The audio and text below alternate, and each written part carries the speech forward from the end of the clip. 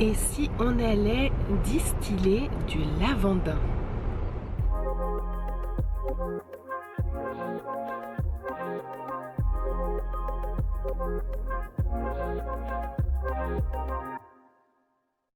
Je me suis donc rendue au Mas de la Chouette à Saint-Rémy-de-Provence. Jean-Marie et Josette ont donc ce magnifique mas qu'ils proposent en gîte ou en chambre d'hôte, mais ils produisent également sur place des huiles essentielles, des eaux florales, des herbes séchées à partir de plantes cultivées sur place en agriculture biologique. Il y a plusieurs systèmes de distillation, mais ici, au Mas de la Chouette, on fabrique de la vapeur dissociée de la cuve. Il y a donc une grosse chaudière qui fabrique la vapeur qui arrive juste en bas de l'alambic. Ici, il est déjà rempli de lavandin et du coup, la vapeur va monter, va traverser les plantes et donc emmener les composés aromatiques qui sont solubles à la vapeur d'eau. Cette grille va permettre à la vapeur de se diffuser tout autour des plantes, sur toute la surface des plantes. Les chaînes, normalement, elles sont accrochées ici en haut. D'accord. Elles nous permettent après de sortir le panier quand la distillation est finie. Alors quand on remplit, on tasse copieusement, de telle sorte qu'il n'y ait pas de zone préférentielle pour le passage de vapeur.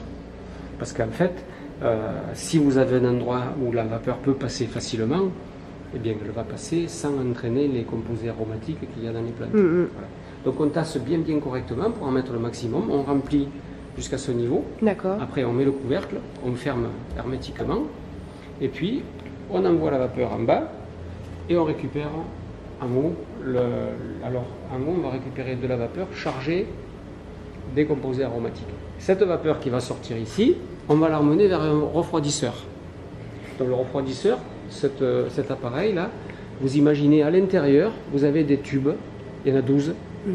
La vapeur qui va rentrer d'un côté, elle va traverser, revenir, retraverser, comme ça 12 fois. Et en faisant ce parcours, elle va se faire refroidir et on va avoir ce qu'on appelle le distillat qui va sortir ici. D'accord. Alors le distillat, c'est-à-dire le résultat de la condensation de la vapeur de distillation. En sortant ici, ce liquide va descendre dans l'essancier. L'essancier, c'est comme le saucier qu'on a en cuisine. Vous avez le maigre en bas, le gras en haut. Et là, c'est pareil. D'accord. Vous allez avoir l'eau chargée d'huile essentielle qui va descendre. Elle va arriver au fond de la cuve avec un petit coude qui la présente vers le haut. À ce moment-là, l'huile essentielle va remonter ici en haut et l'eau va rester en bas. L'eau, on va la prendre en bas pour la faire couler ici. Et ici, on aura donc l'hydrolat, l'eau florale. Ok. Et l'huile essentielle qui va se stocker ici, à un moment donné, on va la faire sortir pour la récupérer. Ce que vous allez voir tout à l'heure. Donc là, quand la vapeur commence à arriver en bas, elle se répartit sous les plantes. Mais comme il faut traverser des plantes qui ont été beaucoup serrées, il faut de la pression. Donc la chaudière, elle est réglée à 500 grammes de pression. 500 grammes de pression, ça veut dire que la température va être supérieure à 100 degrés. Pour pouvoir traverser les plantes, on est à 500 grammes. Donc on va être à peu près à 102 degrés. Là, il va sortir trop chaud là.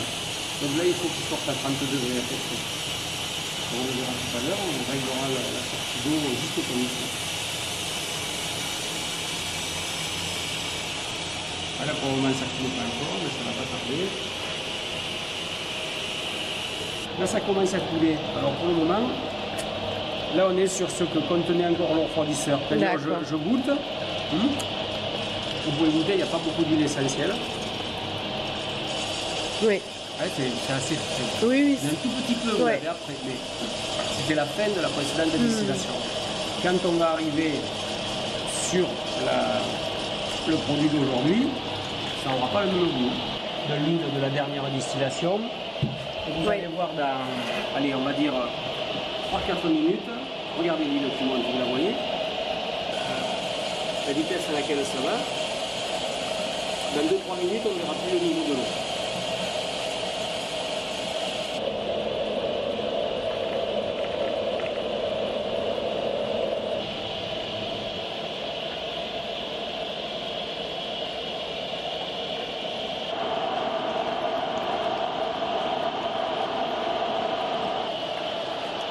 soutirer l'huile, c'est facile. On ferme la sortie ici, à ce moment-là, vous avez le niveau qui monte dans le tube en verre. Ah oui, d'accord. Et ça va remplir notre bidon. On surveille le bas de la colonne de verre. Voilà, il y a l'eau qui arrive, vous voyez.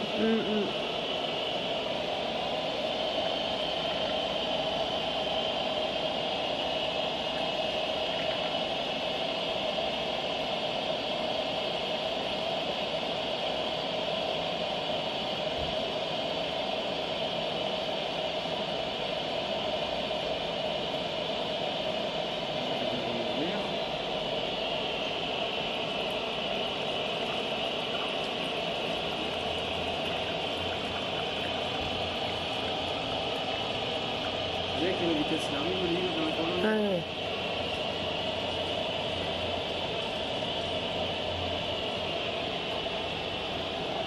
Moi, on a démarré à 50, ça doit être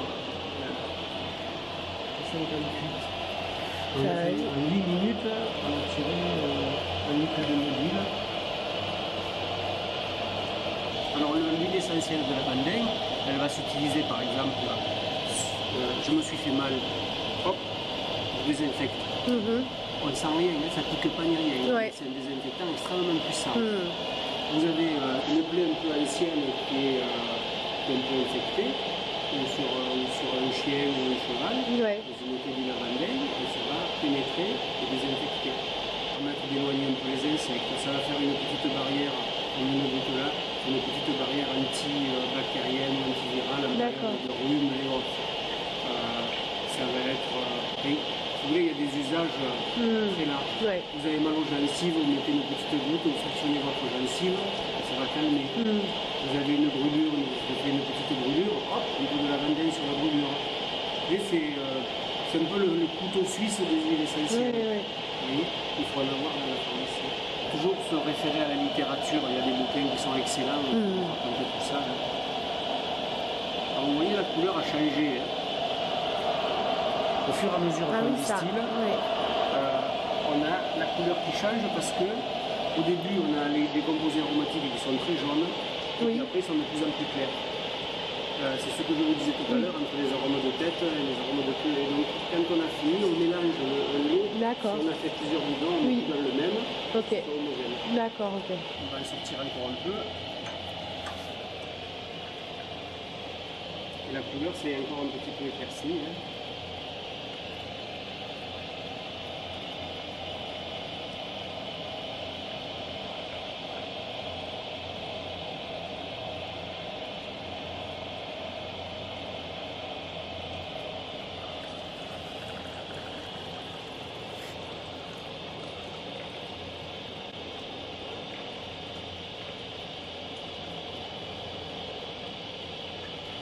Bon, j'ai complètement oublié de continuer à filmer ensuite puisque j'étais très prise par notre conversation, etc. On a parlé de plein de choses, c'était vraiment super comme moment. Donc, j'en profite maintenant pour remercier en tout cas à nouveau Jean-Marie, le fait de pouvoir reparler des plantes médicinales qui sont là pour soigner depuis la nuit des temps. C'était super intéressant de revenir à quelque chose d'assez brut, de simple et d'essentiel.